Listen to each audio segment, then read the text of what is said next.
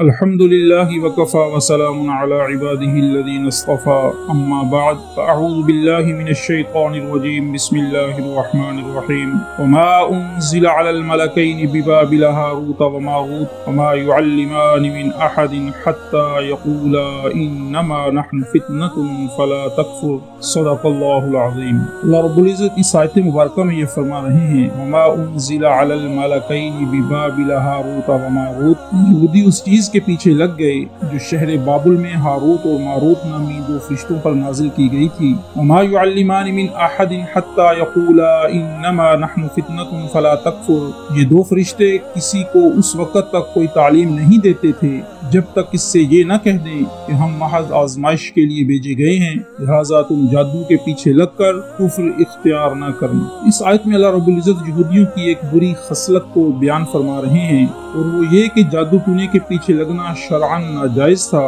بالخصوص اگر جادو میں شرکیہ کلمات منتر کے طور پر پڑھے جائیں تو ایسا جادو کفر کے مترادف۔ حضرت سلیمان علیہ السلام کے زمانہ میں کچھ شیاطین نے، جن میں انسان اور جنات دونوں شامل تھے، بعض یہودیوں کو یہ بتایا کہ حضرت سلیمان علیہ السلام کی بادشاہت کا سارا راز جادو میں چھپا ہوا ہے، اور اگر تم جادو سیکھ لو گے تو تمہیں بھی ایک حیرت انگیز بادشاہت ملے گی۔ چنانچہ یہ لوگ جادو سیکھنے اور اس پر عمل کرنے میں لگ گئے، حالانکہ جادو پر عمل کرنا نہ صرف ناجائز تھا بلکہ اس کی بعض قسمیں کفر تک پہنچتی ہیں۔ اور دوسرا ظلم یہودیوں نے یہ کیا کہ خود حضرت سلیمان علیہ السلام کو جادوگر قرار دے کر ان کے بارے میں یہ مشہور کر دیا کہ انہوں نے آخری عمر میں بتوں کو پوجنا شروع کر دیا۔ بابل عراق کا مشہور شہر تھا، ایک زمانے میں وہاں جادو کا بڑا چرچا ہوا کرتا تھا، اور یہودی بھی اس ناجائز کام میں بری طرح ملوث ہو گئے۔ انبیاء اکرام اور نیک لوگوں نے انہیں جادو سے منع کیا، انہوں نے ان کی بات نہ مانی۔ اس سے بھی خطرناک بات یہ تھی کہ لوگوں نے جادوگروں کے شعبدوں کو معجزے سمجھ کر انہیں دینی پیشوا بنا لیا۔ اس موقع پر اللہ تعالیٰ نے اپنے دو فرشتے جن کا نام ہاروت اور ماروت تھا دنیا میں انسانی شکل میں بھیجے تاکہ وہ لوگوں کو جادو کی حقیقت سے آگاہ کریں، انہیں بتائیں کہ معجزہ اللہ کی طرف سے ہوتا ہے اور جادو شیطان کی طرف سے ہوتا ہے۔ تو فرشتوں نے انہیں آ کر بتایا اور جادو کے مختلف طریقے بھی بتائے، یہ سمجھانے کے لیے کہ یہ جادو ہے، یہ کوئی معجزہ نہیں ہے۔ اس فرق کو واضح کرنے کے لیے ان کو جادو کے مختلف طریقے بھی بتائے اور معجزے کے بارے میں بھی ان فرشتوں نے بتایا، لیکن یہودیوں نے اس جادو سے بچنے کی بجائے اس جادو کو غلط طور پر استعمال کرنا شروع کر دیا۔ تو ہاروت اور ماروت دو فرشتے ہیں جنہیں خدا نے زمین کی طرف اتارا کہ اپنے بندوں کی آزمائش اور امتحان کے لیے انہیں جادو کی تعلیم کی اجازت دی، لہذا ہاروت ماروت اس فرمان باری کو پورا کرنے کے لیے زمین پر اترے۔ اور ایک حدیث میں ہے کہ رسول اللہ صلی اللہ علیہ وسلم نے فرمایا کہ جب آدم علیہ السلام کو اللہ نے زمین پر اتارا اور ان کی اولاد پھیلی اور زمین میں اللہ کی نافرمانی ہونے لگی تو فرشتوں نے کہا کہ دیکھو یہ کس قدر بدکار ہیں، کیسے نافرمان اور سرکش لوگ ہیں، ہم اگر ان کی جگہ ہوتے تو ہرگز خدا کی نافرمانی نہ کرتے۔ تو اللہ تعالیٰ نے ان فرشتوں سے کہا کہ تم اپنے میں سے دو فرشتوں کو پسند کر لو، میں ان میں انسانی خواہشات پیدا کرتا ہوں اور انہیں زمین پر بھیجتا ہوں، پھر دیکھتا ہوں وہ کیا کرتی ہیں۔ چنانچہ فرشتوں نے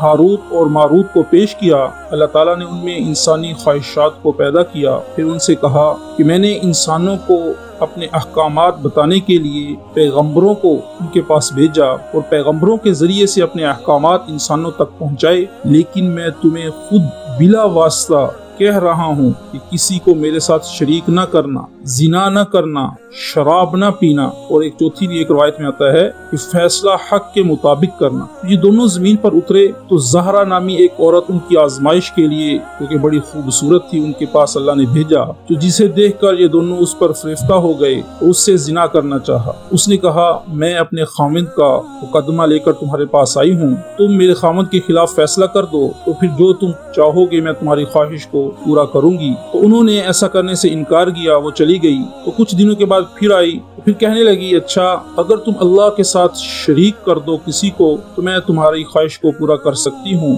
تو فرشتوں نے یہ کرنے سے بھی انکار کر دیا، تو پھر وہ چلی گئی۔ پھر تیسری دفعہ آئی، اس کے ساتھ ایک لڑکا تھا بچہ۔ وہ کہنے لگی اس بچے کو قتل کر دو، پھر جو تم چاہو وہ میں کروں گی۔ تو انہوں نے بچے کو قتل کرنے سے بھی انکار کیا۔ تو چوتھی دفعہ وہ شراب کو لے کر ان کے پاس آئی اور کہنے لگی اچھا پھر یہ شراب پی لو، پھر میں تمہاری تمام خواہشات کو پورا کروں گی۔ تو فرشتوں نے مشورہ کیا کہ شراب ایک چھوٹا گناہ ہے، بعد میں توبہ کر لیں گے۔ تو انہوں نے شراب کو پیا۔ جب نشے میں مست ہوئے تو اس نشے کی وجہ سے انہوں نے شرک بھی کیا، زنا بھی کیا، فیصلہ بھی عورت کے حق میں کیا، اس کے مرد کے خلاف ناجائز فیصلہ، اور بچے کا قتل بھی کیا۔ جب یہ سب کچھ کر چکے اس عورت نے کہا کہ تم تو اس کے کرنے سے انکاری تھے، پھر تم نے یہ سب کچھ کیسے کر لیا؟ اس پر انہیں بڑی شرمندگی ہوئی اور اللہ سے معافی مانگنے لگے۔ اللہ نے انہیں کہا کہ تمہیں میں اختیار دیتا ہوں کہ دنیا میں عذاب جھیلو گے یا کہ آخرت میں اس گناہ کے عذاب کو پورا کرو گے۔ تو فرشتوں نے کہا کہ یا اللہ ہمیں دنیا میں ہی عذاب دے دے، یہ تو چند دن کا ہے، آخرت کا عذاب ہمیشہ ہمیشہ کے لیے ہے، تو ہم اپنے آپ کو دنیا میں عذاب کے لیے پیش کرتے ہیں۔ تو بعض لوگ کہتے ہیں کہ انہیں پتھر بنا کر کنویں میں لٹکا دیا گیا یا ویسے کنویں میں انہیں بند کر دیا گیا، زنجیروں میں جکڑ دیا گیا بابل شہر میں۔ تو بعض روایت میں ہے کہ زہرا ایک عورت تھی، اس نے ان فرشتوں سے یہ شرط رکھی کہ تم مجھے وہ دعا سکھا دو جسے پڑھ کر تم آسمان پر چڑھ جاتے ہو۔ انہوں نے سکھا دی، یہ پڑھ کر چڑھ گئی اور وہاں تارے کی شکل میں بنا دی گئی۔ اس واقعے سے پہلے تو فرشتے صرف ایمان والوں کی بخشش کی دعا مانگتے تھے، لیکن اس کے بعد تمام اہل زمین کے لیے دعا شروع کر دی۔ اور بعض روایتوں میں ہے کہ جب ان دونوں فرشتوں سے یہ نافرمانیاں سرزد ہوئیں تب اور فرشتوں نے اقرار کر لیا کہ بنی آدم جو اللہ تعالیٰ سے دور ہیں اور بن دیکھے ایمان لائے، ان سے خطاؤں کا سرزد ہو جانا کوئی ایسی انوکھی چیز نہیں۔ ان دونوں فرشتوں سے کہا گیا کہ اب یا تو دنیا کا عذاب پسند کر لو یا آخرت کے عذابوں کے لیے تیار ہو جاؤ۔ تو انہوں نے دنیا کے عذاب کو پسند کیا۔ ایک دفعہ حضرت عائشہ رضی اللہ تعالیٰ عنہ کے پاس ایک عورت آئی جو دومت الجندب کی رہنے والی تھی۔ تو حضور صلی اللہ علیہ وسلم کے پاس آپ صلی اللہ علیہ وسلم سے توبہ کرنے کے لیے آئی تھی، لیکن جب وہ حضرت عائشہ رضی اللہ تعالیٰ عنہ کے پاس پہنچی تو اسے پتہ چلا کہ آپ علیہ السلام کا انتقال ہو چکا۔ تو یہ خبر سن کر وہ رونے لگی۔ تو حضرت عائشہ رضی اللہ تعالیٰ نے پوچھا کہ اتنا کیوں روتی ہو؟ وہ کہنے لگی میری اور میرے شوہر کی بنتی نہیں تھی، ہمیشہ ناچاکی رہتی تھی۔ تو ایک مرتبہ وہ مجھے چھوڑ کر کہیں چلا گیا، میں بڑی پریشان ہوئی۔ ایک بڑھیا سے میں نے یہ سب ذکر کیا، اس نے کہا کہ جو میں کہوں وہ کر، وہ خود بخود تیرے پاس آ جائے گا۔ میں تیار ہو گئی۔ تو بڑھیا رات کے وقت 2 کتے لے کر آئی، ایک پہ خود سوار ہوئی، ایک پہ مجھے سوار کیا اور پھر سفر شروع کیا۔ وہ مجھے بابل میں لے کے آئی اور کہنے لگی کہ یہ جو لوہے میں جکڑے ہوئے 2 آدمی ہیں ان کے پاس جا، اور انہیں کہا کہ میں جادو سیکھنے آئی ہوں۔ تو میں ان کے پاس گئی کہ میں جادو سیکھنے آئی ہوں۔ تو انہوں نے کہا کہ سن، ہم تو آزمائش میں ہیں، تو جادو نہ سیکھ، اس کا سیکھنا کفر ہے۔ میں نے کہا میں تو سیکھوں گی۔ انہوں نے کہا اچھا پھر جا اور اس تندور میں پیشاب کر کے چلی آ۔ کہتی میں اس تندور کے پاس گئی تو مجھ پر دہشت طاری ہو گئی، میں بغیر پیشاب کیے واپس آئی۔ تو وہ کہنے لگے تو نے پیشاب کیا؟ میں نے کہا ہاں۔ انہوں نے کہا تم نے کیا دیکھا؟ کہنے لگی کچھ نہیں۔ وہ کہنے لگے تم غلط کہتی ہو، اب تک بھی تمہارا کچھ نہیں بگڑا، تمہارا ایمان ثابت ہے، اب بھی لوٹ جا اور کفر نہ کر۔ میں نے کہا نہیں، مجھے تو جادو سیکھنا ہے۔ انہوں نے پھر کہا اچھا اس تندور میں پیشاب کر کے آ۔ کہتی میں گئی اور دل کو مضبوط کر کے میں نے پیشاب کیا تو میں نے دیکھا کہ ایک گھڑ سوار جس نے نقاب کیا ہوا تھا وہ آسمان کی طرف چلا گیا۔ تو میں پھر ان کے پاس آئی، انہوں نے سارا ماجرا سنایا۔ تو انہوں نے کہا کہ تیرا وہ ایمان تھا جو تیرے اندر سے نکل گیا، اب جا، تو جو چاہے گی اللہ وہ کرے گا۔ کہتی میں اس بوڑھی کے پاس واپس آئی تو اس بوڑھی کو کہا کہ مجھے تو انہوں نے کچھ سکھایا نہیں۔ اس نے کہا تو نے سب کچھ سیکھ لیا۔ تو وہ عورت کہنے لگی میں نے آزمائش کے طور پر ایک دانہ لیا گندم کا، اس کو زمین میں ڈالا اور کہا اگ جا، وہ فوراً اگ گیا، بڑا ہو گیا۔ میں نے کہا بالیاں بن جا، وہ بالیاں بن گئی۔ میں نے کہا دانے بن جا، وہ دانے بن گئے۔ میں نے کہا سوکھ جا، وہ سوکھ گئے۔ میں نے کہا آٹا بن جا، وہ آٹا بن گئے۔ پھر میں نے کہا روٹی بن جا، وہ روٹی بن گئی۔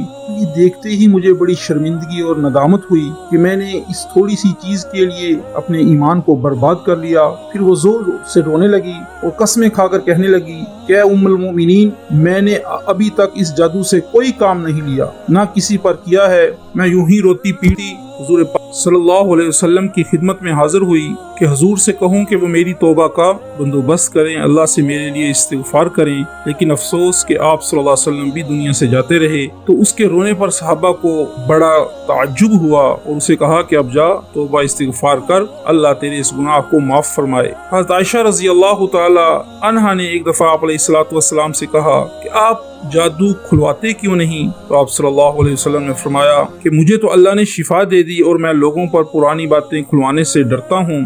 حضرت وہب رحمۃ اللہ علیہ فرماتے ہیں کہ جس پر جادو ہو وہ بیری کے 7 پتے لے کر اس کو پیس لے اور پانی میں ملا لے، پھر آیت الکرسی پڑھ کر ان پر دم کرے، پھر جس پر جادو کیا گیا ہو اسے 3 گھونٹ پانی پلا دے اور باقی پانی سے غسل کروا دے، انشاءاللہ جادو کا اثر جاتا رہے گا۔ یہ عمل خصوصیت سے اس شخص کے لیے بہت ہی مفید ہے جو اپنی بیوی سے روک دیا گیا ہو۔ جادو کو دور کرنے کا اور اس کے اثر کو زائل کرنے کے سب سے اعلیٰ طریقہ، سب سے اعلیٰ عمل جو اللہ نے اپنے نبی صلی اللہ علیہ وسلم کو بتایا وہ یہ ہے کہ معوذتین کی کثرت سے تلاوت کی جائے، قل اعوذ برب الفلق اور قل اعوذ برب الناس۔ اللہ ہم سب کی اس جادو جیسے شر سے حفاظت فرمائے۔ وما علینا الا البلاغ۔